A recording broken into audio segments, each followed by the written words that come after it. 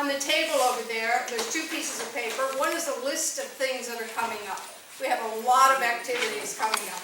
We have 8 activities coming up between now and the end of June, and there will be more coming on as time goes by.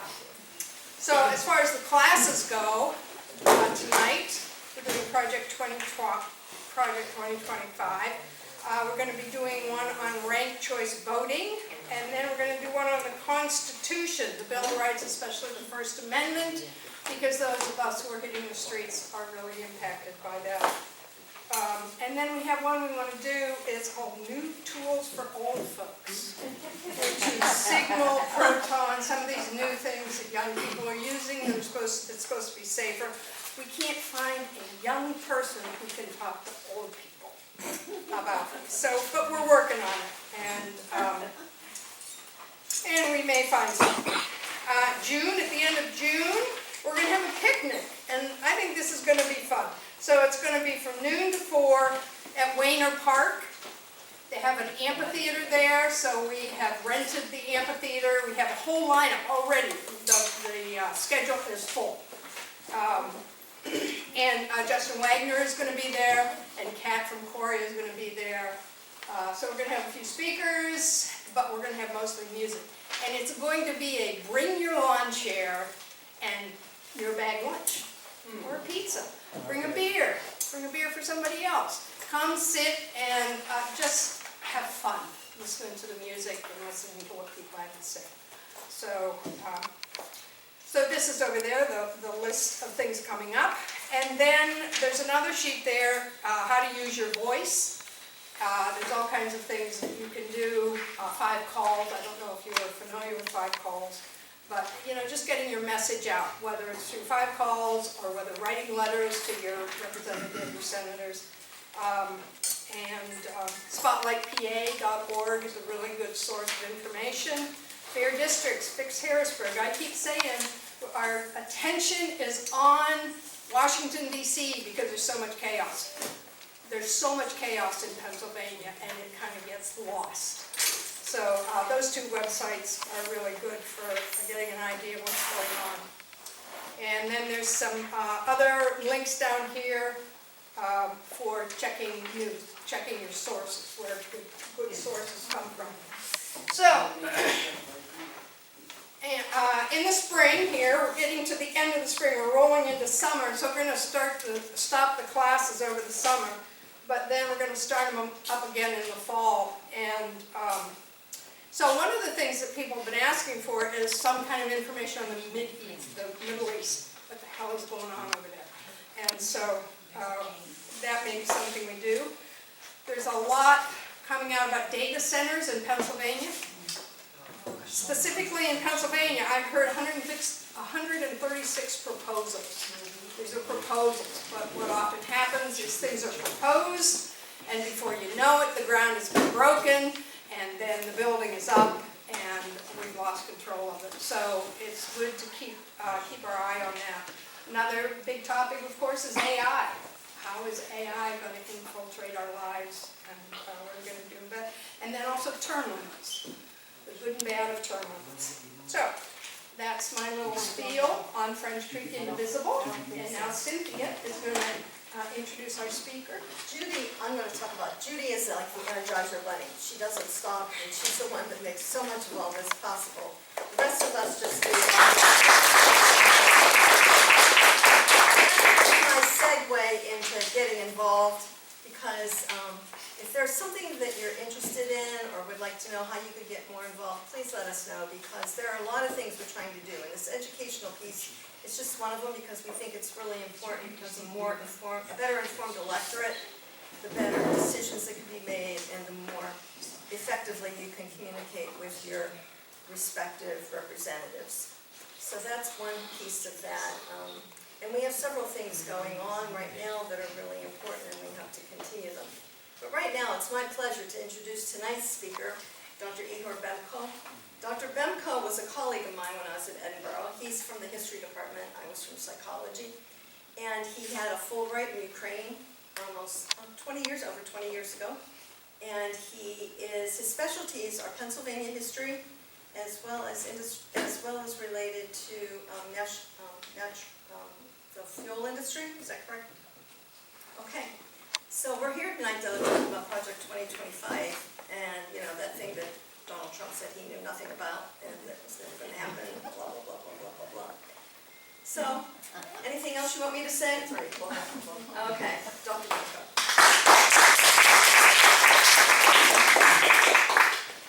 Let me know if you need me to talk louder. This is my classroom voice, so okay. Still not retired, so I still have my voice. Okay. So, because I'm a historian, I have to give you a historical background. It's part of my job. It's a requirement. Okay, so the New Deal. Nightmare, horrible nightmare from the perspective of conservatives. It's going to destroy, you can't help people because if you help people, you're going to ruin their chance for success, because if you can't fail, you can't succeed.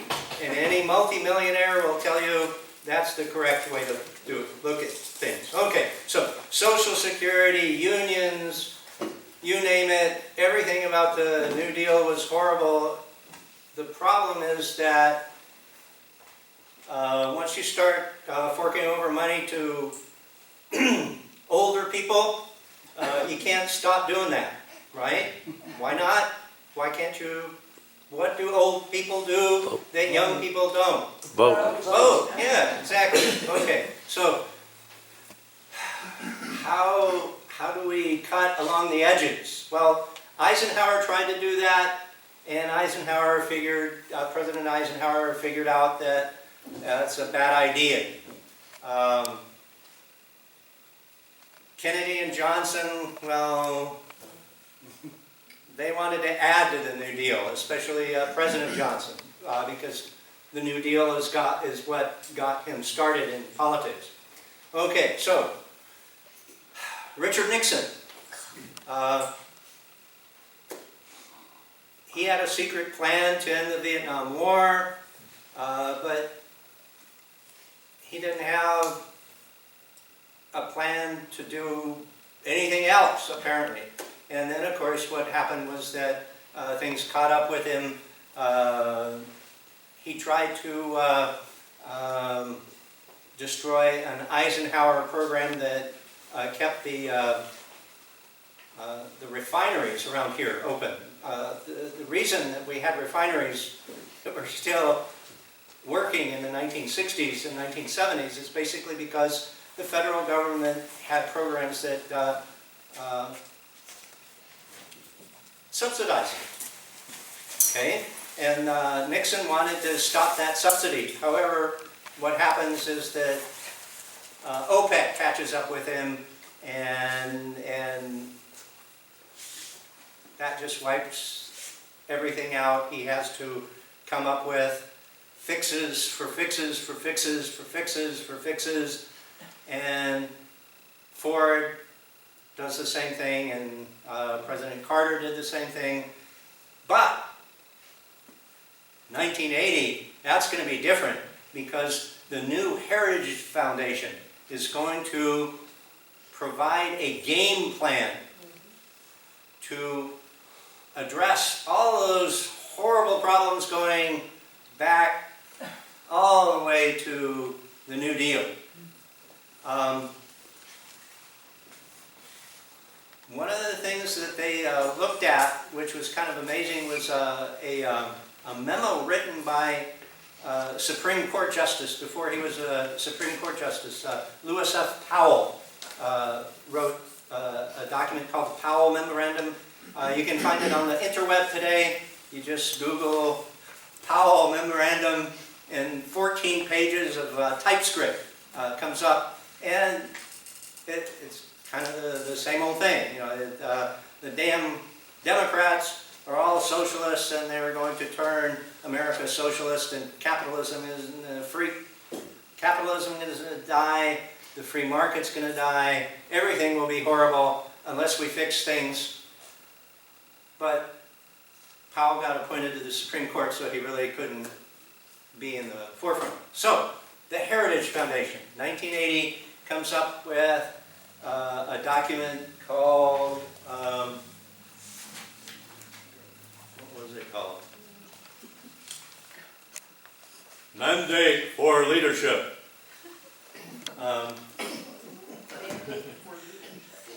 Okay, so what happens basically is that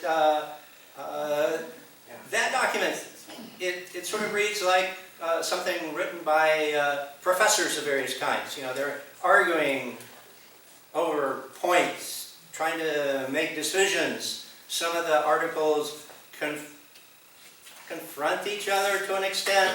They actually have a round table where they're making statements. And the thing to remember is that in 1980, they're all worried about the Soviet threat, and they're worried about the economy. The problem is that they can't make any sweeping generalizations because the problems with the American economy, the short-term problems, were all initiated by Republicans. And in some cases, actual people that were listed as authors or contributors to the first Mandate for Leadership. Okay, so what happens basically is that every 4 years, the Heritage Foundation comes up with a new version. You can catch that 1980 version or 1981, depending on how you want to call it. You can buy it on Amazon for $1,190. Or you can be like me and get it on interlibrary loan. It reads professors disagreeing with each other. In public, professors disagree with each other. I'm guessing that in private they go and get drunk and they fight it out. But that's not in that first Mandate for Leadership. It's all very civil, and basically what they're trying to do is figure out what sort of snips around the edges that they need to do to, well, make America safe from the Soviet Union and to save the free market, save capitalism. Okay.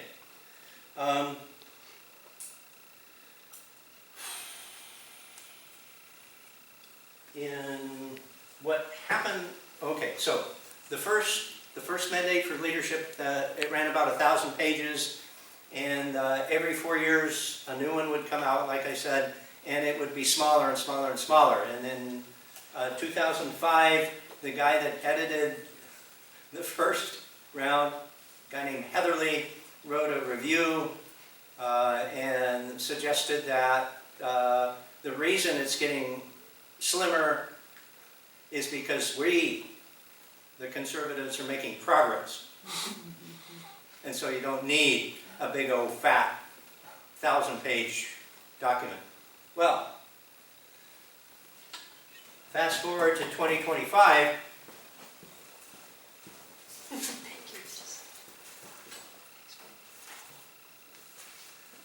The last page is 879. So, but the problem, if you read the introduction, the problem is that our society is collapsing. Let's see. There's the Second Great Awakening. I was kind of wondering when the first one was, but anyway, because of the Second Great Awakening. Sorry, I talk about the Second Great Awakening in my history classes. All of society is just going down the tubes, and the authors of this document, they're going to save us. The problem is they can't decide how to do it. One of the problems is that we have a giant debt, giant government debt, and we have a giant deficit, and we need to do something about both of them. They don't point out that the last time we didn't have a deficit was under, Bill Clinton.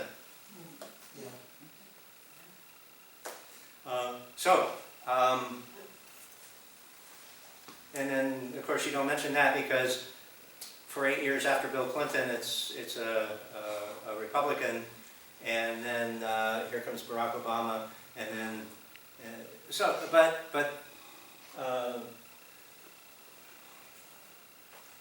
the villain of this whole thing, well, other than Jimmy Carter and Franklin Roosevelt, and there's even something about Woodrow Wilson being evil. But the big villain is, of course, Joe Biden. And because in his 4 years, what Joe Biden has done is to basically put America on a path to destruction. And the only way we can fix it is by dealing with it. How are we going to deal with it? Well, there are 30 chapters and a conclusion. Onward! So 30 chapters plus an epilogue telling us what we're supposed to do. The problem is that there are internal contradictions. The deficit is huge, so of course we need to cut PBS, right? Because that's just a waste of money, and if people want to support PBS, they can fork over their own money, and PBS can sell off Sesame Street, and that'll get it huge, millions and millions of dollars, and everything will be okay. But the government doesn't need to support PBS because PBS has turned into BBC, which is kind of weird. However, in the chapter on defense, we need to spend more money on F-35 fighter bombers that aren't really doing the job that they're supposed to do. But we're supposed to build hundreds of them, hundreds more, at, 250 million a copy? I can't remember.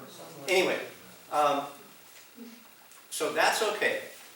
We need to build a 350 ship Navy, which is kind of interesting because Ronald Reagan needed to build a 600 ship Navy. So I guess it's an improvement. Free trade. Okay, so free trade is good because what we can do, according to one author anyway, free trade is good because what we can do is we can link free trade to changing the behavior of certain countries. We should not use tariffs because tariffs are counterproductive. Tariffs make free trade impossible. But then there's another chapter that says that we can't trust anybody. And so free trade is nonsense because the Chinese and others use free trade to undercut everything that's fair and just.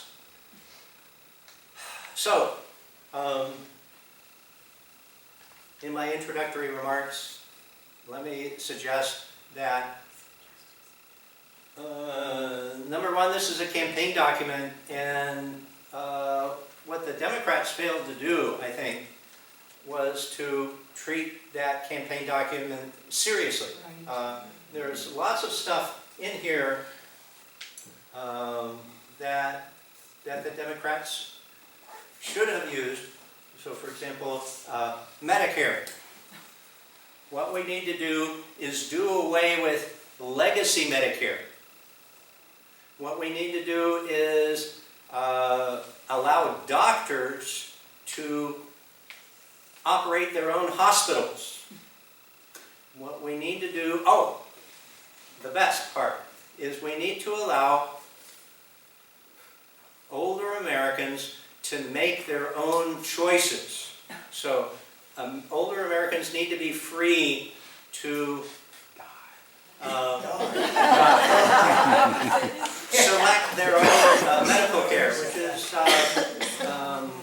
kind of weird when you're considering, I don't know, I mean, when I turned 65, I actually started paying attention to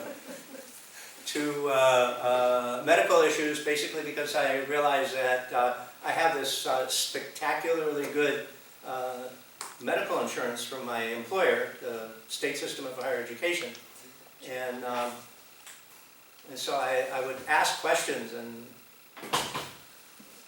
the answers were not very pleasant.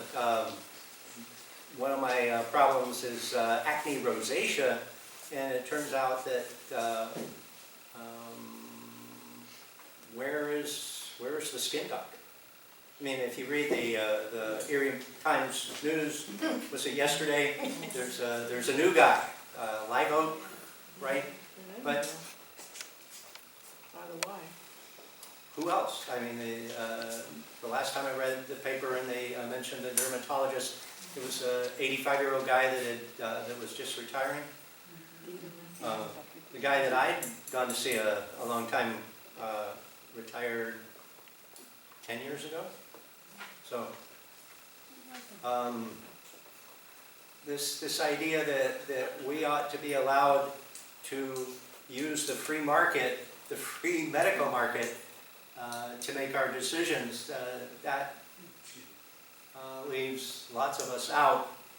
And unless we want to move to New York City, or I don't know. The only thing worse than New York City would be Houston, I think. You have access to the Texas Medical Center, but you have to drive to get there, and driving in Houston is it's a nightmare. Yeah. Well, unless you have a giant SUV, and I guess maybe from a high altitude, maybe you can.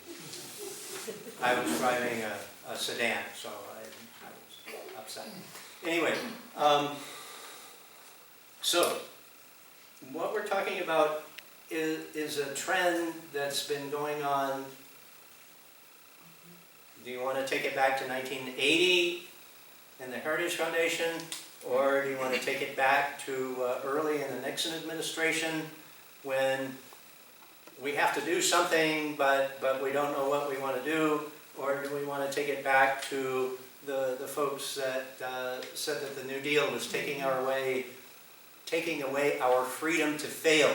Because if you don't have the freedom to fail, you don't have the freedom to succeed. And that's basically the underlying theme here, is that we've made failure, I don't know if failure is impossible, but failure is certainly too hard. And what we need to do is make it easier to fail, and that way we'll all be better off, according to the authors of the Project 2025.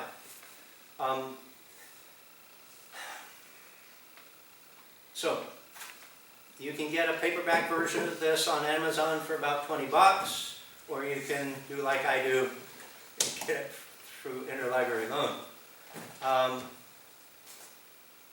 The stuff in here basically is reflected on the in the interweb. Oh, it's also available on the interweb, so you can go to the Heritage Foundation and you can actually download the whole damn thing if you're that curious. The Heritage Foundation also is kind of interesting because they have their programs separated out in categories that are very similar to the categories found here. And then, if you're like me, you dig through the footnotes or the endnotes, and you find all sorts of interesting stuff. One of the few positive things I can say about this document is that they have endnotes, and the material is accessible, so you can see how they take an idea. So, for example, at the beginning of the country, in 1789, 90% of people were farmers, and the life expectancy was 40 years old, and now we're living longer, and everything is better. Except that's not what the author of the article says. The author of the article, in this case, one of those economists that was popular maybe 10 years ago, makes other suggestions that of course, the authors don't need to repeat because it doesn't fit with what they're saying. That we need to allow more people to fail, and that's good, and we don't need to worry about any sort of a safety net, so when they lose their jobs, what's going to happen to them?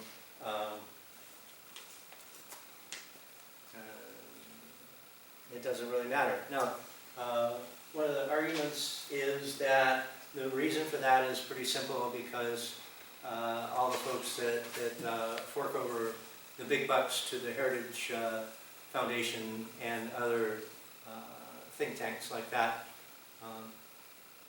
are spectacularly wealthy, and what they want basically is to reduce their tax base, their tax burden, and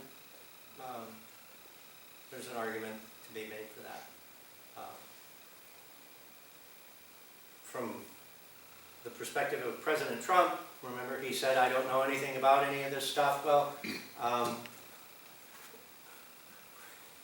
would you actually expect President Trump to have, He always tells the truth. well, there you go. But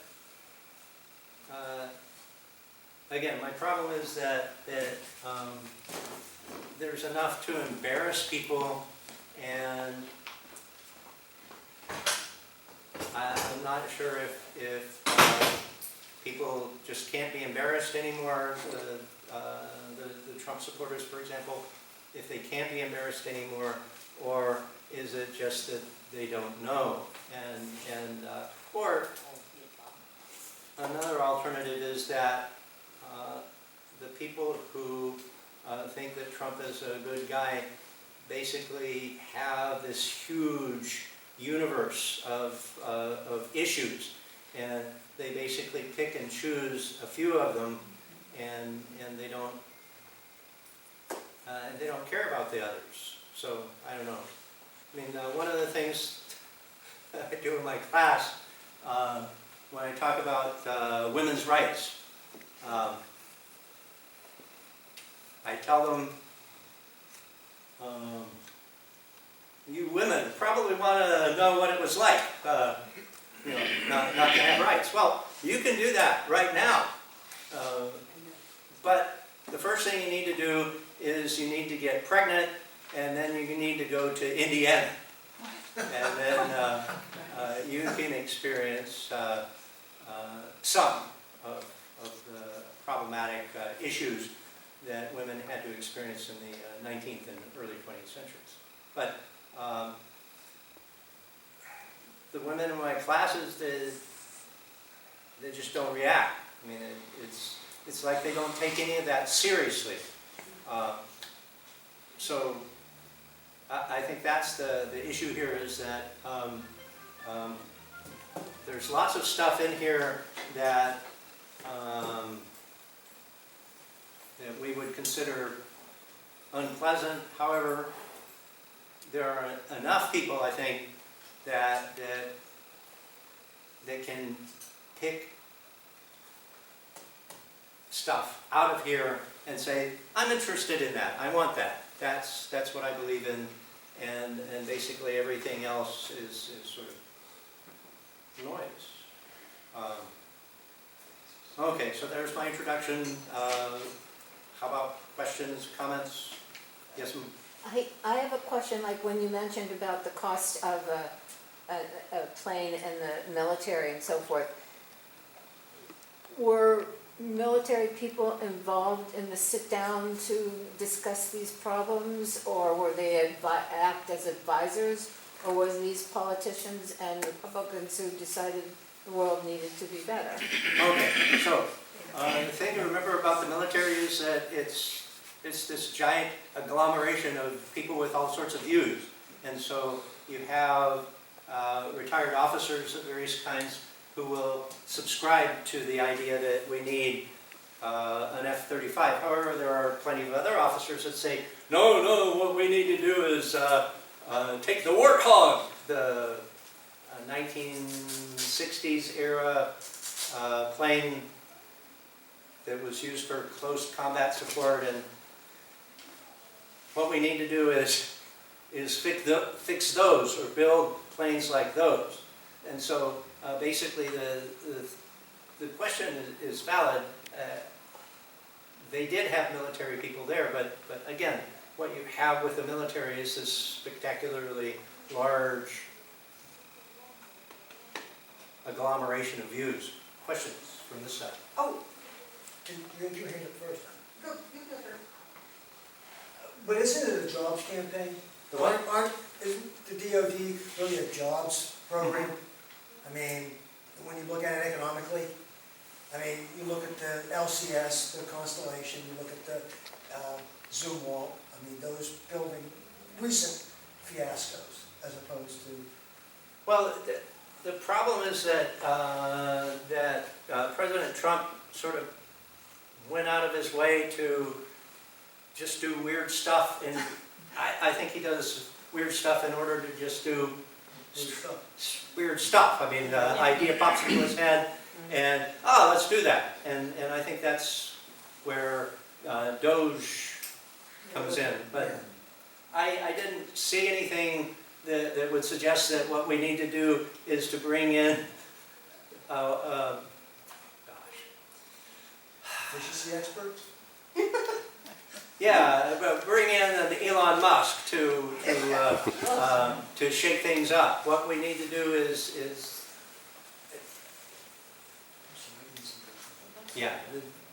do things systematically. And I had this impression that Elon Musk didn't believe in systematic anything. Questions over here? Yes, sir. Okay. See you very well. I don't know. What does Project 2025 say about the balance of power that's in the Constitution? Oh, okay, now Three that's branches of that's the government. weirdest thing about this whole thing. Okay, one of the problems with Joe Biden is that person did not follow the Constitution. He ignores Congress. Well, okay, this is written in 2024, right? Okay, so Biden is ignoring Congress. He is signing all these executive orders as if Congress doesn't exist. Biden is just ignoring the Constitution. He is ignoring the law. And a conservative president is going to be faithful to the Constitution. So, in that case, what you've got is the sort of plain old campaign talk that we've heard for decades, maybe a century, that the other party doesn't believe in the Constitution, elect us and we'll bring, we'll bring constitutional power. I mean, Woodrow Wilson, for example, wanted to give away our right as a nation to defend ourselves, damn it, because Woodrow Wilson wanted us to join the League of Nations, and the League of Nations was going to be run by majority rule.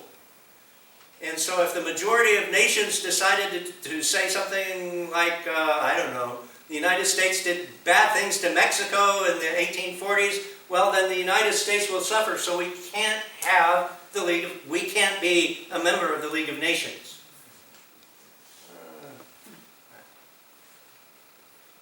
So it's campaign rhetoric, basically. And so in the case of the Constitution, my big issue with the Democratic campaign in 2024 was basically that they ignored the opportunities that were gigantic, and then that they basically saw that saw it as a campaign document and nothing else. And if they'd made good use of it, I think that they would have, things would have been different. Things always could have been different. So it doesn't really matter. Question? Okay, so you had mentioned about speaking about young women who Mhm. don't understand exactly what they've lost or Right. what it would feel like to be that. So, being as they would say that you're here just to radicalize, as an instructor, you're only here to radicalize the youth. How do you reach your young women to get them to understand politics and how it affects them personally? Well, You can't ship them all off to another state. No. There's- What? You get that I was saying that, talking. Okay, so That's I'm the going to say original something comment. really mean about my students. They're incurious. They're not. That's my question. How- They have a horizon which they don't want to. They don't feel comfortable going beyond, and I'm not sure what the solution is. Question. Tell them to talk to their grandmothers. Their grandmothers could tell them that they couldn't have their own bank account, they couldn't buy property, they couldn't have an abortion, they couldn't. Okay. That's I had to fight for my job working in university when I got pregnant, that they wouldn't give me maternity leave. And I mean, I'm not that old. Well, actually, But no, they they do understand one thing about universities. They freak out when I tell them about my friend who was a student here in the late 60s, and she would tell stories about having to wear skirts in snowstorms. Oh, yeah. And she was told that she couldn't live in Lakeside because Lakeside is full of, gangsters. And that she had to have permission from the Dean of Women to live in a particular apartment complex. So they understand that, but larger issues, it's tough for them. Yeah. I always wonder why these young people don't get how fragile all this stuff that they have is these days. I mean, yeah, they don't understand about abortion because it's legal still. I mean, there's lots of things that they never had to deal with that we all had to deal with, those of us who are older. But look at the Supreme Court. Look at the Republican Congress. Look at the numbers. I mean, it can be taken away. And there ought to be a way to, at least through history, if nothing else, make them understand that just because they have it now doesn't mean they don't have to fight to keep it. And one way to fight to keep it is to get their asses out and vote. Amen. Okay, I have a theory about that. Okay, so I've been active in the local historical society, and I noticed that basically what happens is with people like me, I'm strange and bizarre, and I was interested in the past when I was a little kid. But generally speaking, for most people, it seems like the past isn't really something that's relevant, because you always have somebody, if you're interested in anything, you can always, pick up the phone or knock on the door of your parents' house or something like that. And so interest in the past really doesn't blossom until those people pass on. And so that's why in local historical societies, generally speaking, what you have is people of a certain age. I mean, when the Edinburgh Area Historical Society was founded, I was 40-something years old. And for the next, 35 years, I was the youngest person in the room for most of those programs. No, not 35 years, obviously. I'm not that old yet. Okay, so for 20 years, I was the youngest in the room, and with maybe one exception. So for most people, I think that the past is not something that's really relevant. Knowing a great deal about the past isn't really relevant, because there's always people you can ask, and it's only when those people are gone that maybe I should find out more. That's my working hypothesis, anyway. Questions in the back? I just, listening to what you say, it sounds like over time there's been this building. Okay, so it started with the Gilded Age, and you had this group of very rich people who are very upset because you have workers' rights coming into play, and the steel industry and so on, and then you jump ahead to FDR, and then you jump ahead to the, what happens later. But like the Powell Memorandum, I mean, that was very powerful, and the Heritage Foundation, they built upon that, correct? And so, is Trump a wrinkle in all of this, or was he part of the plan originally, to have somebody like him, who is very charismatic and knows how to message, but is totally lacking in the area of history, political science, international relations, Brains. even, his area, which is supposedly sales and marketing, okay? And how does that all fit together? Because obviously it seems like the perfect storm. You have the Heritage Foundation on the one hand, and then you have Trump on the other, and I kind of think they probably didn't expect somebody to upheave it, because he's not, getting rid of him, it seems to me, not the only issue if you have this whole force behind what is happening, as indicated by those trends, and the money behind those trends, and the people behind those trends that allowed it to keep moving from the Powell Memorandum to... Right. Okay, but let's make sure that we understand the Project 2025 Advisory Board, alphabetically: Alabama Policy Institute, Alliance Defending Freedom, American Compass, American Conservative, America First, Legal Foundation, American Accountability Foundation, American Center for Law and Justice, American Cornerstone Institute, American Council of Trustees and Alumni, American Legislative Executive Exchange Council, or ALEC, American Main Street Initiative, American Monument, and finally, who can forget, the American Principles Project, and that's just the A's. The thing is that those folks are better organized, and what happens is that every generation, it seems like what you have is this charismatic conservative, Ronald Reagan. I mean, if you talk about an empty vessel, I mean, he fits right in. I mean, he was good at reading the script. And there's on WQLN, if you fork over the $60 a month and you get access to their, Yes. yeah, okay, so Passport. there's, I don't know how I stumbled into it, there's a speech by Ronald Reagan in Erie in 1976 or something like that. He's wearing a tan outfit, a dark tie. And so he's talking about something wonderful, about how Erie is wonderful.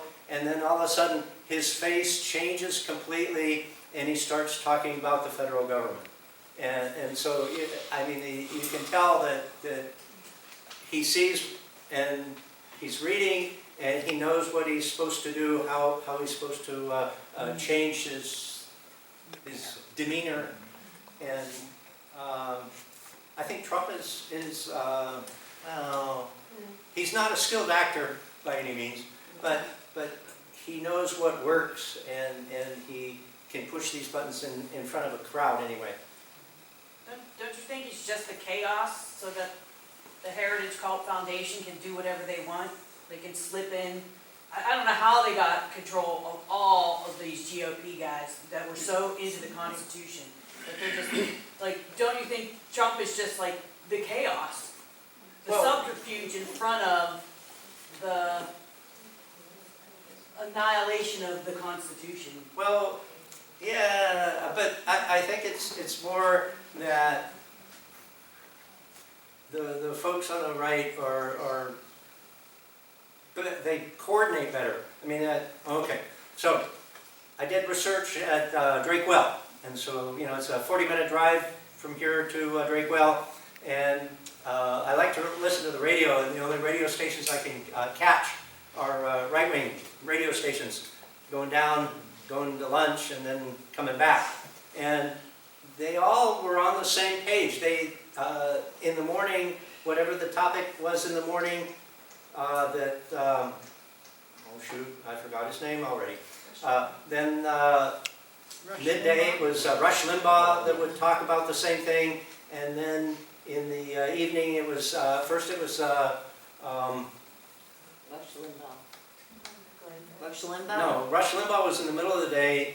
In the evening it was, first it was the guy that kills everybody, the killing of Lincoln, the killing of Marshall, Bill Bill, O'Reilly.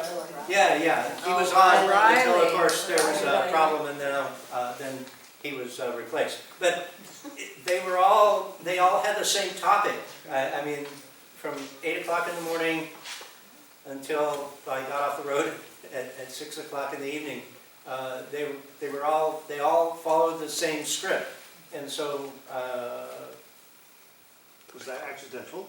I don't think it was accidental. I think that Trump is accidental because he just sort of seemed to be at the right place at the right time to take these ideas and sort of shake them up.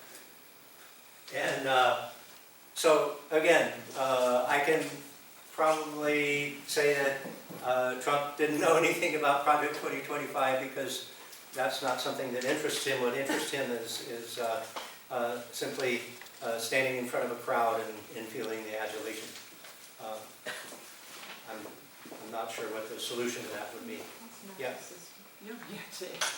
I suspect the people behind Project 2025, the Heritage Foundation, I suspect Trump was a good target for them because they knew how to play to his ego to get all the things dismantled and all the things done that they wanted to get done. Sure. They do, because Trump's really easily manipulated because he's so emotional. So I think they probably knew how to get him. He'd be a good pawn for them. And Trump would just have a great time just walking over top of everybody and, you know, it would just kind of keep feeding itself. But I think that Trump's not the brains behind anything. No, I don't think so either. But I think the people But, that coordinated the Project 2025, I think they're brilliant. They played the long game, that's for sure. They sure are. And their plan, I mean, I've read little bits and pieces of it, Yeah. but their systematic dismantling of things is actually terrifying if you look at it. But for someone like Trump, it's fun. Yeah, he doesn't care. He's It's stealing shits and it. He giggles doesn't to care. him. Yes, ma'am. On that topic, it's like Sheldon Whitehouse when he sets out the whole thing with Epstein and Russia and Israel and all of that, and you get into the conspiracy theories of that. it is very curious how you had Steve Bannon and flood the zone in order to get Trump in. Because they didn't really know they were going to get him in as easily as they did. Well, my feeling about Trump in 2016 is that it was all a way to get his image in front of people, and that would bring more money in, and that winning the White House was something that he wasn't really. Well, also though for changing like the political structure though, because Well- a lot of the things like for what we're facing now with the SAVE Act and with voters' rights and. Well, I would think that somebody like Steve Bannon probably hooked onto Trump like a remora and a shark. that you've got this shark swimming, and you've got all these little fish, and then you got the little fish that clean the shark's teeth. I mean, I think that's what that's the kind of person that Bannon, or the metaphor to use with Bannon. Yeah. Question. I always felt that 2016, 2024, I cannot explain. 2016, I thought, was a racist backlash against Obama. Oh, yeah. It was all about people saying, wait a minute, we can't have this, and everybody looking at the numbers and saying, oh, we're supposed to be a majority-minority country in so many years. Oh, we can't have that. I think a lot of it had to do with that in 2016. Well, I think that most of the scholars that deal with 2016 talk about how certain folks just didn't turn out in 2016. Lots of the Obama people, lots of the Obama voters didn't turn out, basically because we elected a black president, but there's still discrimination, damn it. Yeah. So he wasn't able to fix everything. And so it really doesn't matter whether or not we vote at all, because we got that blonde woman, and that the guy that's running with her is whiter than she is. And so, why even bother? I mean, that's a kind of a simplification of what the scholars say. Is that, Well, Hillary Clinton ran a terrible campaign, too. well, I think she did. I think she did too much, paid too much attention to stuff her husband had done, and she used his people rather than using some of the really good people who had worked for Obama. I think she did. well, I voted for her, but yeah. Well, also she had the guy from Arkansas that could get people excited, and I didn't see him on the campaign trail. Actually, she won by 3 million votes. Yeah, she did. She won by 3 million votes. She won the she won the popular That's vote. right. Yes, And she what, did. what the problem The Electoral College. was the strategy of her campaign.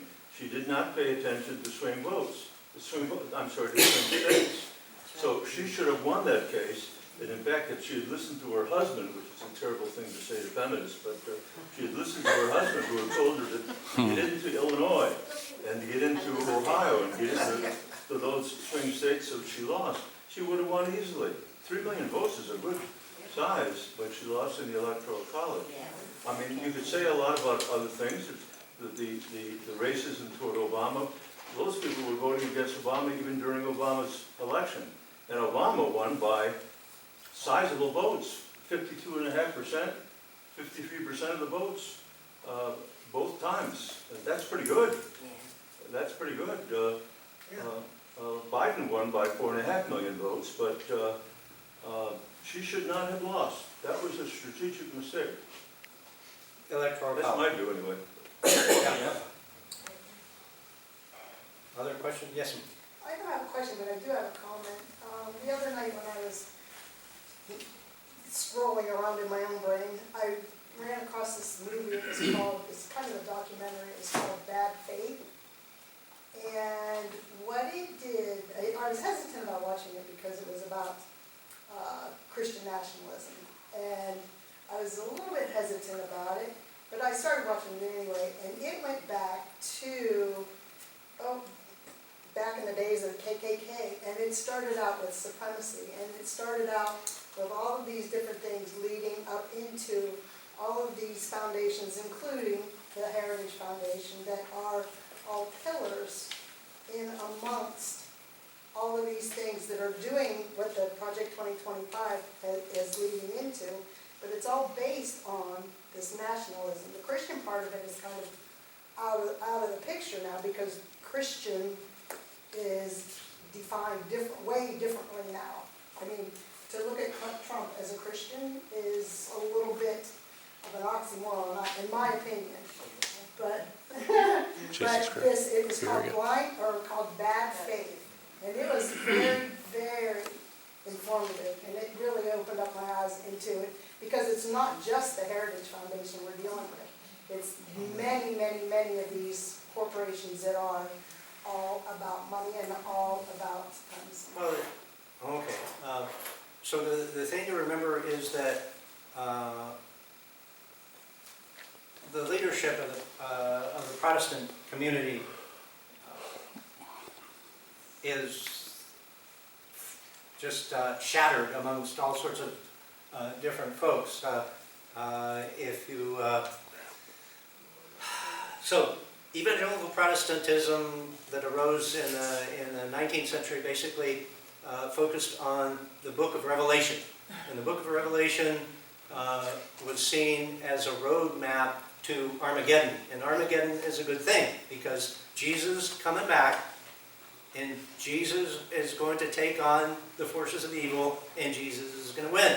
And so those of us who are on the side of good are looking forward to all of that stuff. Okay, so the problem is that what also comes with the Second Great Awakening is reforms that, like public education, women's rights comes out of that, popular abolition of slavery, popular support for abolition of slavery, let's see, prison reform, reform of asylums for the handicapped. So, as we get to the end of the 19th century, the question in the Protestant church begins, well, we're spending all this money on the poor, and we're listening to gospel renditions of, let's see, is it Matthew chapter 25, the Last Judgment scene? Y'all are going to hell, y'all are going to heaven. Why are y'all going to hell? Because you didn't feed the hungry, clothe the naked. You guys are going to heaven because you fed the naked and clothed the hungry and visited the prisoners. Okay? So, but wait, isn't clothing the naked and spending the money on that sort of thing, aren't you trying to buy your way into heaven? Ooh. So, what happens is that you have a slice of the Protestant ministerial leadership that's saying that we don't want to buy our way into heaven. We get into heaven by the grace of God. Okay? And people like Mr. Rockefeller and Mr. Carnegie before he saw the light, and Mr. J.P. Morgan before he saw the light, they all embraced the fundamentalist Christians, because the fundamentalist Christians say that the government doesn't need to spend the money to help the less fortunate, because that's trying to buy your way into heaven. And so what happens is that lots of these folks that are connected to Project 2025 are associated with the fundamentalist Christians, the Dwight Moody Institute, for example. Dwight Moody was one of the evangelical Christians that figured out that we don't want to try to buy our way into heaven. Because after all, that's what the Roman Catholics do! Right? Yeah, I mean, you give money to the church, and then the priest absolves you of your sins. Well, okay, it's not quite that simple, but you make pilgrimages, and if you make a pilgrimage, then that way some of your sins are forgiven, and you know the pilgrimages cost money. That's what the Roman Catholics do. They're buying their way into heaven. Protestants shouldn't be doing that, and then of course that means that it's okay to give money to the rich because what does Jean Calvin say? God has predetermined everything, right? Calvinism, right? Okay, so how do we know the mind of God? Okay, so I know I'm going to heaven because I'm standing here and expounding on information, and I get paid to be a professor, so I'm obviously God has placed me here as a sign that He's preparing me to go to heaven. If you're poor, you can't. I mean, maybe God's preparing you for an eternity in hell. That's what He's telling you, anyway. But if you're poor and you follow what I'm telling you to do, then it might be a sign that you're okay, that you're going to go to heaven. And, okay, as I tell my students, again, if you read the right gospel, you know about the story of, is it Lazarus that was hungry and then he died and went to heaven, and he's standing on the precipice there in heaven, and he sees people in hell, and he feels sorry for them. So that's why you need to be with your own kind, with heaven-bound people, because you don't want to feel bad when you're in heaven, looking over the precipice and seeing the people you knew burning in hell. So you need to be with people like you that believe in the fundamentals of Christianity and don't worry about all of that extra stuff that costs money, tax dollars. You have a question? Questions? Yeah, it's not really, I guess it'll may lead to a question, but as a scientist, I'm very attracted to unifying principles, and I spend too much time listening and watching things on the internet. And I recently either read or watched, I don't remember which, discussion of where did all this right-wing crap come from. And it's not an accident that it's popping up all over the place. And All over the world. all over the world. And the process in Hungary, which is now apparently been reversed, but it followed a procedure that's almost identical to that book on the table there. Right. So I said, I can't remember what the source was, except it was the brainchild of a guy named Arthur Finkelstein. Is that he? Yeah, that's one of the guys. The thing to remember, though, is that the party that's in charge in India today, the BHP, okay. If you go back to 1947, the dude that walked up to Gandhi and put the bullets in him, he was a member of the precursor of that party. So it's not. I don't think there's a plan. Let's see. My colleague Don Hoffman said it's not a conspiracy. Well, because conspiracies are kind of tough to organize, but what really explains everything is stupidity. That enables it. Yeah. There's some unstupid person that decided to get folks to write that book. Yes, ma'am. So, what do we do now? How do we get out of this mess? Yeah. Yeah. If he had that, Wow. he would stand here. Well, I'm a political historian, so my answer is kind of wonky, and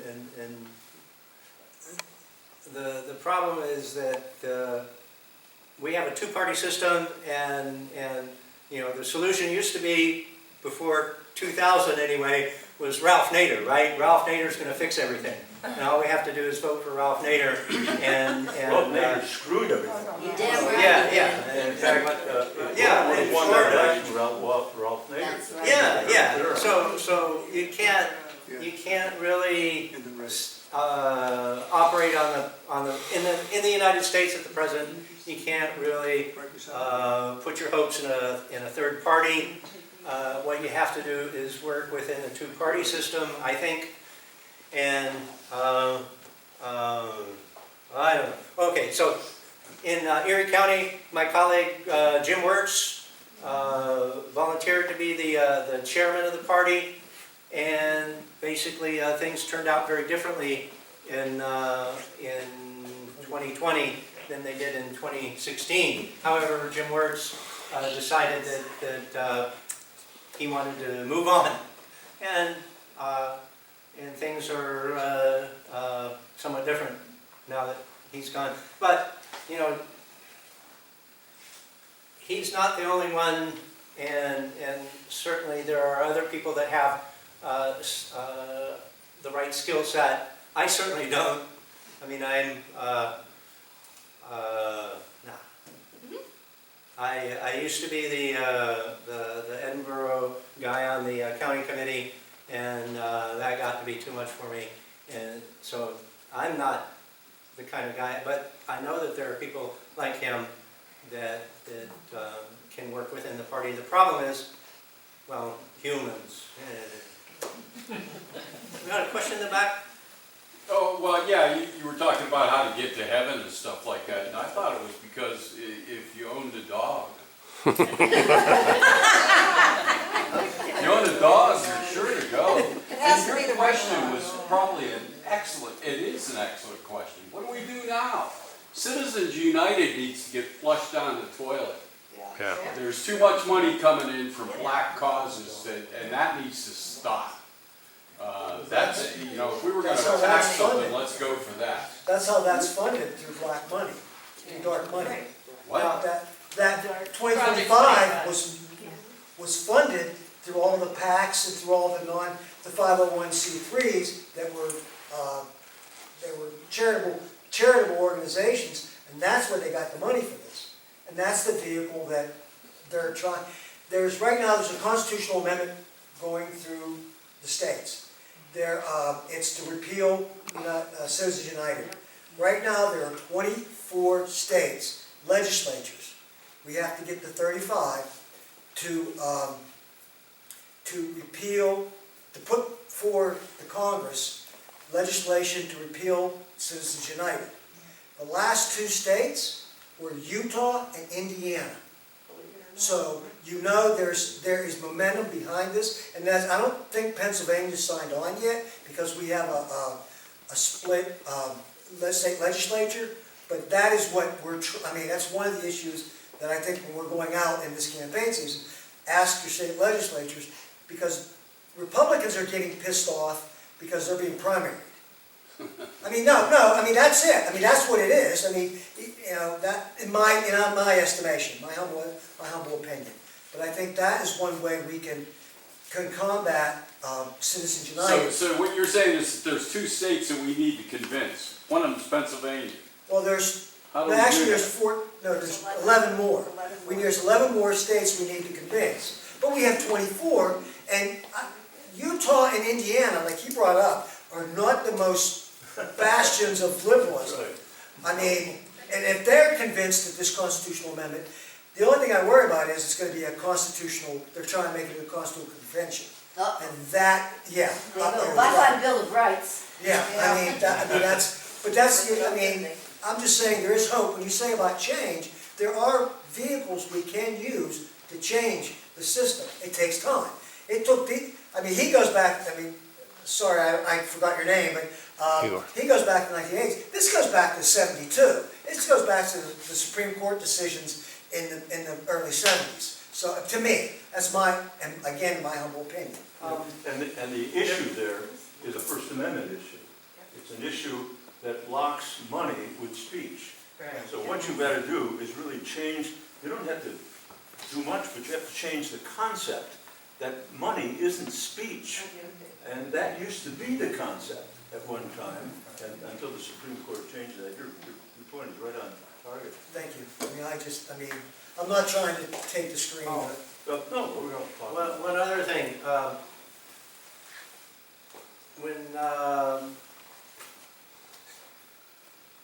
when you talk, okay, my number of cases is very low. One, when I asked a guy about his Trump flag, and I said, why are you flying that? Oh, my neighbor asked me. And so you're flying it because you like your neighbor? Yeah. And so basically one of the ideas is essentially that we need to talk to people more. Again, I'm probably guilty of siloing myself along with everybody else, but yeah. I like the idea of deciding if we want to be woke or dark woke. Are you familiar with dark woke? No. When they go low, we don't go high. You meet them where they're at. But in that space, it doesn't mean that you become, horrible to people or anything, but you engage with them on whatever topic it is that they have, but you really still come at it from the high ground. And I think, like my personal thing right now is I want to take advantage of this whole Jesus, Dr. Red Cross thing of the big kerfluffle that you have of the Christians that you're friends with that have voted for Trump, because killing 160 schoolgirls did nothing. People getting shot in Minnesota did absolutely nothing. But this meme has made them lose their shit. Yeah. It's sort of, I'm so sorry. It's like the ultimate, religion is ultimate gaslighting. It's that you can just pretend that forgive me, okay. But You know what I there's- mean? but there It's is like a- it doesn't- But there is a way, though, that because you bring it around to justice. I mean, I think we all talk about, like, what we want, for me at least as a liberal, is I do want reality. I want justice. I want love. I mean, it doesn't mean that I have to, be hugging everybody, but I want fairness. But I'm not going to get fairness if I allow somebody to tell me that their religion means that they can discriminate, because somehow they are the chosen, okay, because that really hasn't changed, or because they've been hoodwinked by the political system. And that's where I get, if you can't tell, we're married, we fight politics all the time. And I really don't know a lot, but for me, the whole big thing is when we got to the point of the moral majority in politics, when we got that unholy marriage, the sad fact of it was for me that it actually destroyed what were some beautiful religions that had some beautiful tenets that people held. But it got so perverted because it was put with money and it was put with politics, and and that's what I think what we're trying to fight now. Like you say, we need to have Citizens United out of there. We need to have the First Amendment be the First Amendment. But a lot of that is the points that you can talk to people about. It does come through a lot of things with religion. Find out what they're angry about, and you can find common ground in there, because they want to distance themselves from Trump right now. So get in there to maybe get them. Get them a dog. Get them a dog! That's a great idea. Yes, Isn't the issue of the Supreme Court and the manipulation of the court system part of Project 2025? Because it goes back a ways too, and everyone talks about concerns with regard to First Amendment, but as a psychologist, psychiatrists, psychologists, and even physicians are very concerned about the implications of the recent decision in Childs versus Salazar. Because that means that scientifically evidenced treatments, talk therapy, for example, or even going further than that, has now had this huge monkey wrench thrown into it. And so there is, there's a lot of concern with regard to what that means. And it was the Supreme Court that had implications there. So Well- isn't the Supreme Court part of all this, and aren't they part of the problem? Well, the 2025 folks say that what we need to do, or what conservatives need to do, is nominate people who are who are conservative now, and they won't change their stripes yeah, stripes? Yeah, okay. And, because that's been the problem, is that people seem to flip, and what we need to do is select judges from the bottom all the way up. Yeah. And the Supreme Court it's just kind of a, Sure. from my perspective, it's all a gamble. I mean, basically, Ruth Bader Ginsburg thought that she could survive cancer for a certain number of years, and it turned out that She's part of the problem. she Sandra Day did of that God wrong. screwed us. And She screwed us, yes. so, but Trump has put in 3 relatively young people on the court, and those folks are going to stay there for a long time. I mean, They can be impeached. well, Good luck with that. I think we're just following the rules too. when we impeach justices, we don't usually impeach them because of their rulings. We impeach them because they do things like drink on the job. Right. And so if they're drunk on the, Oh, except, That can be arranged. yeah. He is. Or tickling the till, yes. If you catch them tickling the till, I suppose you could go after them for that. But again, what you need is a supermajority in the Senate to go with a simple majority in the House, and we haven't seen any of that. So until Indiana decides to start electing Democrats again, or Utah starts electing Democrats again, we probably won't see that. So, from my perspective, I see things changing very slowly, and again, it's hard to get people excited about slow change, and with my students, I can say, well, shoot, the NAACP was founded in 1908, and by 1968.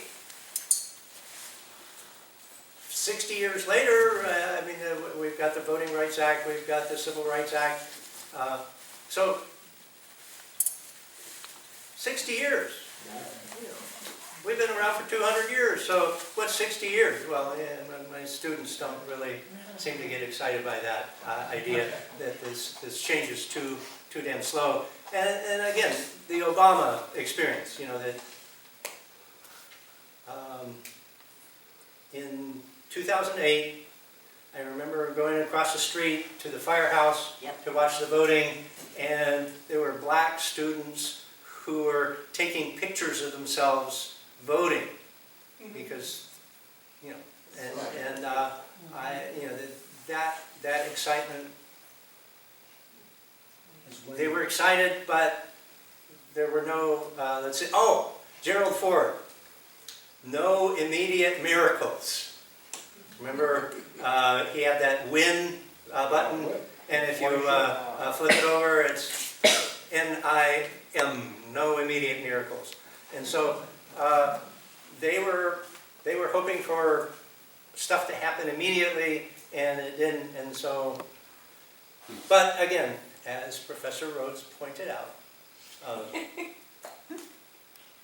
millions of more people voted for Hillary. One of my students was, because I would refer to her as Secretary Clinton or Senator Clinton, and he told me that no, she calls herself Hillary, so we need to call her Hillary. Okay.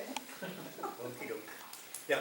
Can you point to some, actual things in Project 2025 that, you can use as a bullet point? Here, let me just say this one, but it's gonna take a second, but. Oh, So, okay, so what I read was, some fairness for corporations and labor, right? And what it is a worker could choose to work 70 hours 1 week, but only 30 hours the 3 more weeks, right? So then you're working 40 hours a week, but what you're doing is like you're just working overtime 1 week. But of course, the loophole is that if you work 3 weeks of a month part-time, which 30 hours a week is part-time, you don't have to get benefits because your overtime, which would be that 1 week that you work 70 hours, doesn't get applied to your benefits. So essentially, you get 40 hours a week, get to pay them and give them benefits like they're part-time, and you also get, if you have 4 employees, you get overtime every week. You know what I mean? Like there's loopholes built into it. So I just would like a couple more instances like that to use as arguments. Like this isn't about making America great. This is about destroying the proletariat. Okay, let's see. But that's also about, they sell that as you're getting 10 more weeks to be, or 10 more hours for those weeks to be with your family, because Yes, they're right, family oriented. Sure. And they are giving you the benefit of the time to be Right. with your family. Yeah, but nobody's thinking about that loophole except corporations, because that's what they do. And unions. Yeah, that one struck me Right. too. That Sure. made me We nuts. have, I mean, Right.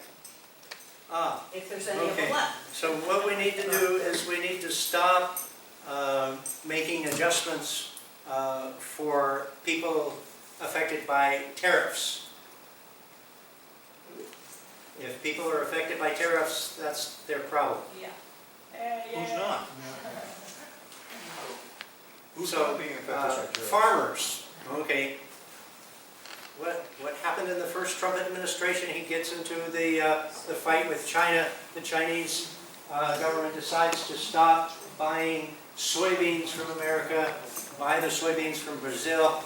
In Australia, what happens to the soybean farmers? They get billions of dollars of trade assistance. Assistance because, well, They were gonna vote for him. the folks in the rural areas voted overwhelmingly for Trump. Okay, so probably not the best of ideas. But they didn't get it, like big ag farms got it. More Chuck Grassley got it. Let's see, but the most important thing, I think, is this business about changing Social Security, changing Medicare. If I remember correctly, in the 1970s, oh no, this was after 1980, when Ronald Reagan was going to fix the Social Security problem. He got the chairman, the Democratic chairman of the House Ways and Means Committee. no, Tip O'Neill. No, it wasn't Tip O'Neill, it was the guy from Chicago. And what happened was that the guy from Chicago was in Chicago, and all of a sudden, a bunch of Gray Panthers. surrounded his car, started shaking the limousine that he was sitting in. That's the kind of stuff I think that would work best, but then again, I'm not the one to organize the, let's see, was Maggie Kuhn, was that the name of the woman that ran was the Great Panthers sort of idol, matinee idol. But yeah, because when you see the Trump folks, when I see the Trump folks, there are lots of people that are older than I, and I'm just kind of stunned by, you've got this economic support, and Trump wants to take it away from you, and Project 2025 says that's a good idea. That should be a non-starter, and yet no congressional candidate running against Mike Kelly uses that argument effectively, and Not yet. so. He listens. He does listen? Okay. He Check also that. takes What was lots that? and lots and lots of money, yes. I don't think that everything is bleak, but I don't think there's a short-term solution to these problems. And then the other thing is that he's got until January 20 to 2020. 29. If he lasts that 2029, long. yes. So he can still do plenty of, From your lips to. engage in whose plenty of ears. shenanigans. All that junk. So send all the It's gonna executive take him out. orders he's already signed. Yeah.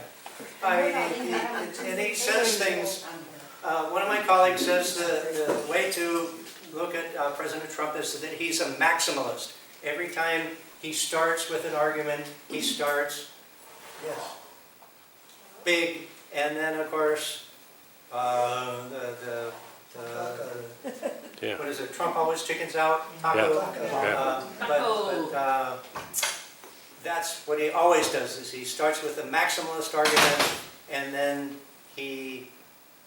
things shrink, and that's the thing to remember, and everybody gets cheesed at the maximalist argument, and so we don't have the wherewithal to say, but wait,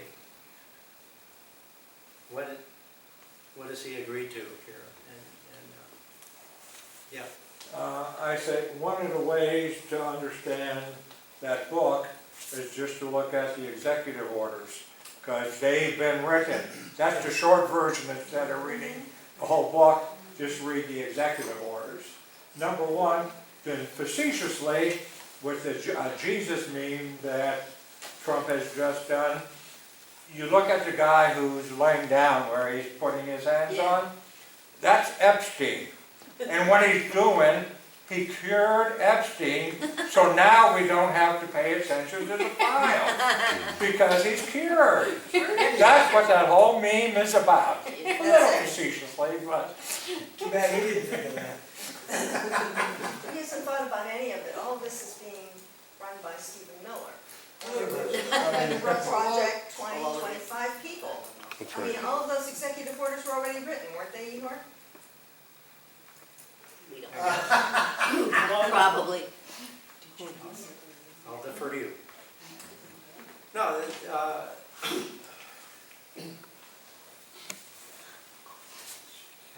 are we focusing on the wrong person?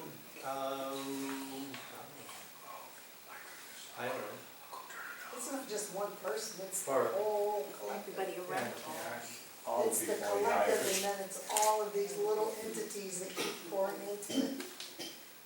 Yeah, it's a mess. The non-conformable people. And he's the president, he's got the power, no matter who else is feeding into it or whatever, he's got the power. It's dementia too. Well, he can sign the pardons, so, executive clemency, there we go. 1600. Yes, ma'am.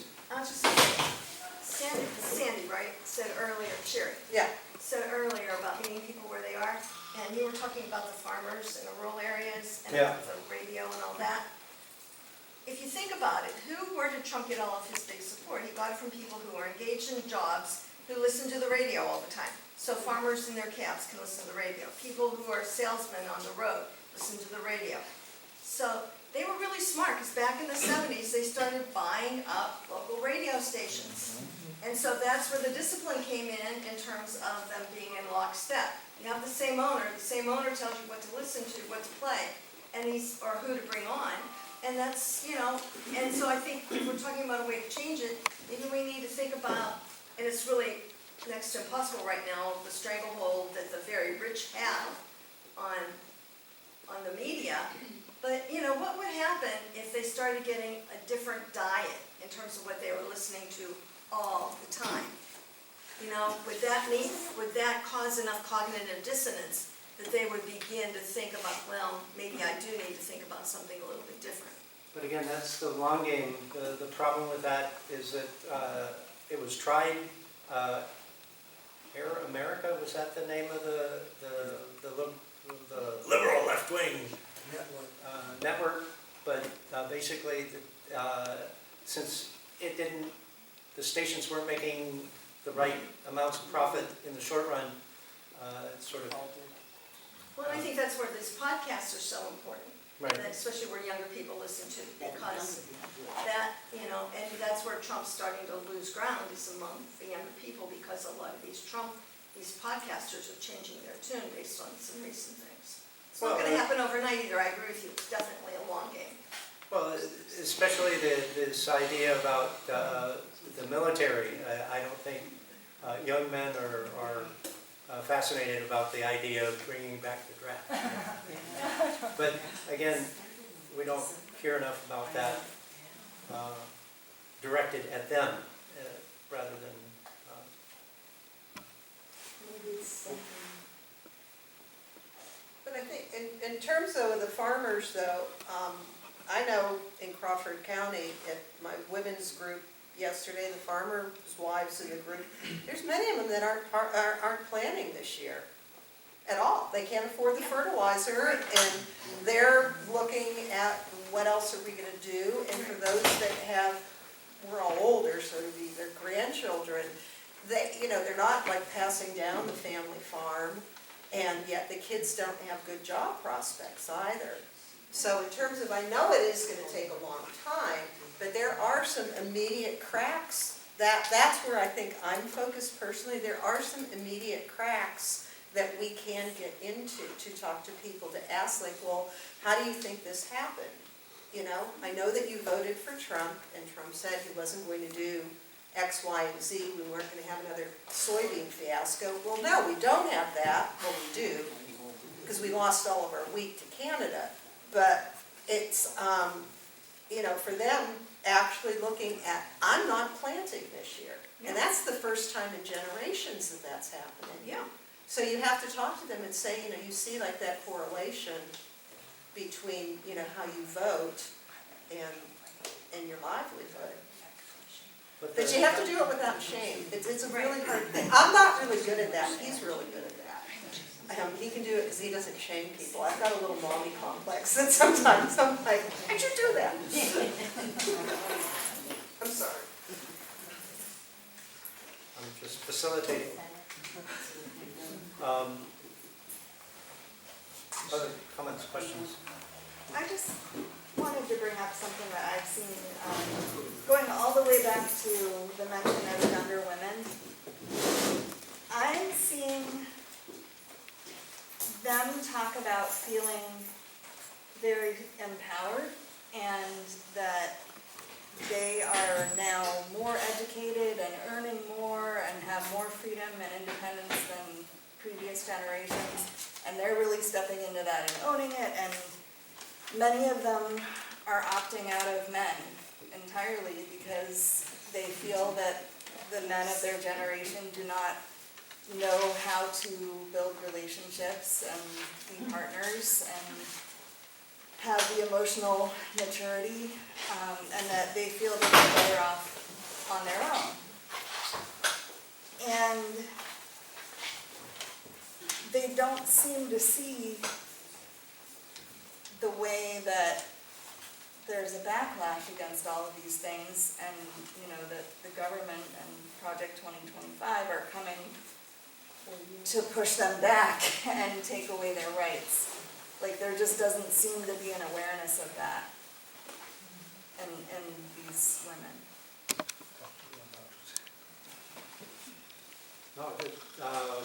I don't think young men want the draft returned, do they? Well, of course not. They don't want the draft, but the problem is that people have a problem making the connections, generally speaking. Right after the re-election of President Trump, when DOJ started firing people, there was a woman who was a park ranger in Montana. There was a newspaper story about that. She voted for Trump because Trump was going to get her, in vitro fertilization. He was going to make sure that insurance covered in vitro fertilization, And of course, what happens is that Doge gets her fired, so she voted for Trump, and now she has no job, no insurance, and, well, yeah. But, you know, it's tough to help people make connections, and I'm not sure what the solution is, but people in the political field, that's what their job is, and that's what they're supposed to be doing, is helping people make those connections. Yeah. So just as a young woman, I mean, I'm a wife, I have 4 kids, I'm very much, my father-in-law's a farmer. You would think on the outside I look like I should be a Trump supporter, which clearly I'm not. But I have a lot of friends who are, and a lot of them is more because their husbands are telling them that this is what we should do. I have a friend who has 3 kids, 3 and under. Not of her choice, but because her husband said we need to have more kids, she doesn't get to have a voice. And when I try to talk to my friends who are kind of in this space, they just don't want to hear it, because my opinion doesn't matter as much as their husband's, which is, okay, your husband's opinion should be important to you, but your own opinion should also be important to you. And because, like you guys were saying earlier, a lot of this stuff isn't affecting us directly. Like right now, things like abortion and stuff are still legal in Pennsylvania. So women in Pennsylvania aren't seeing what women in other states are dealing with. I mean, they're seeing it, but it doesn't directly affect them. And I'm still able to go and get a bank loan. I'm able to get a credit card. I can own property. My sister-in-law owns a business. We're still able to do all these things. So right now it just feels so far removed. And like you're saying, talk to your grandmothers. Well, they don't care. Because they're like, that was your generation. That's not happening to me. So I feel like there's a lot of young women that won't see it until it's directly taken from them. And it's a mix of, like you said, they just don't want to see it, so they just turn a blind eye to it. But also these ultra-conservative husbands are telling them, well, don't listen to that. I was talking to a friend the other day, and she straight up said, nothing Donald Trump will ever do or say will make me change my mind. And I said, nothing. There's nothing he can do or say that will change your mind. And she said, no, I don't believe any of the stuff that's online, that's on social media. I believe everything he says. And there's not a single thing that would make you change your mind. She was like, no. And she's my age, which was just wild to me. So I think it's a mix of blinders and ultra-conservative husbands telling them this is what you should think and feel, and they go with it, unfortunately. Also, remember what St. Paul wrote. Wives need to be Submissive to their husband. Yeah. And all the husband needs to do is love his wife. That was St. Paul, and he wasn't reflecting Jesus, he was just reflecting St. Paul. Well, He had a lot of nasty that way. I know. St. Paul wrote some other stuff too.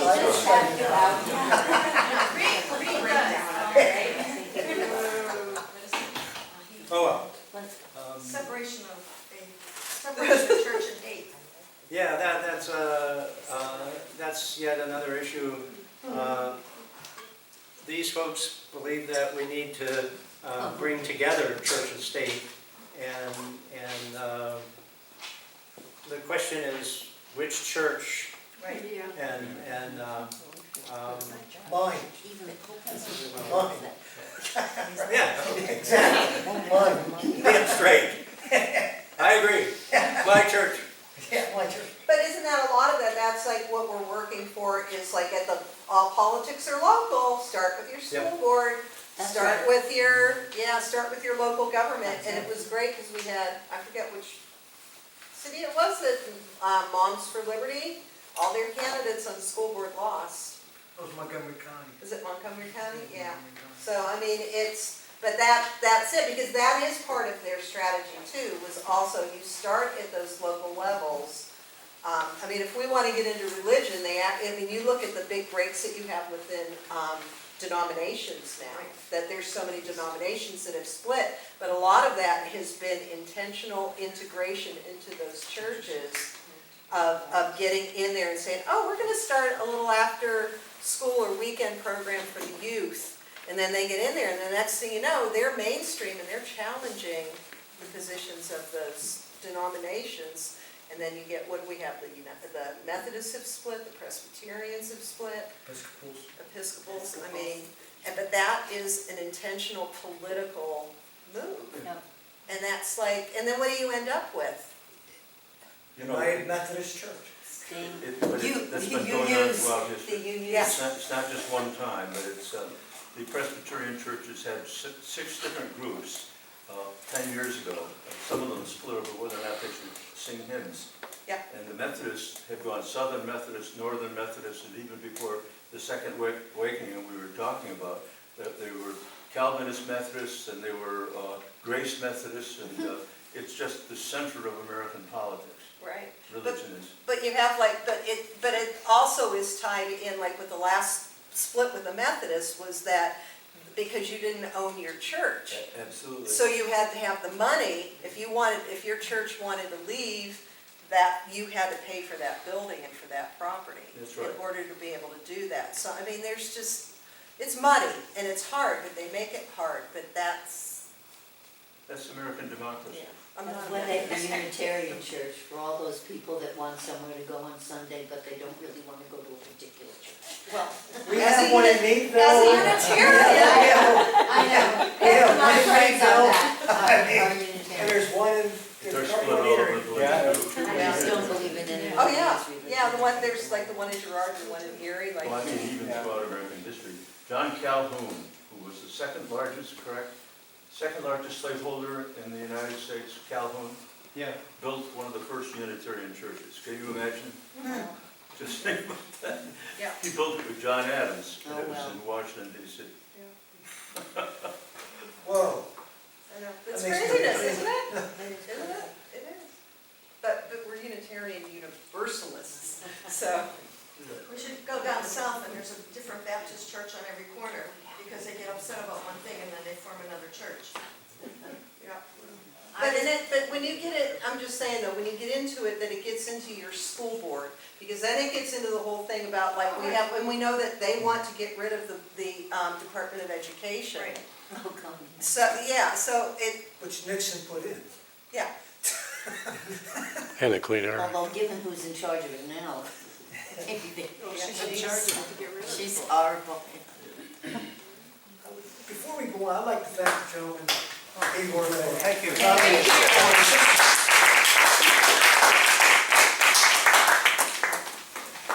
There's a Meet the Candidates night tomorrow night at the Edinburgh Hotel, which is on the corner right down the block. The candidates who are running against Mike Kelly, Mike Kelly, he'll be there, Justin Wagner, Oh, they're and both running gonna be against there. Vanta, and the person who's running against your guy, Brad Horrible Roy. Oh, Yeah. Mike Walker. Michael, yeah. Yeah, he'll be Michael there. Walker will be there. So And it's Friday night at meeting. 6 o'clock, and there'll be, snacks and a cash bar. And then he'll be in Meadville. There'll And be he'll be in Meadville on Meadville also, Friday. yes. So. I like women.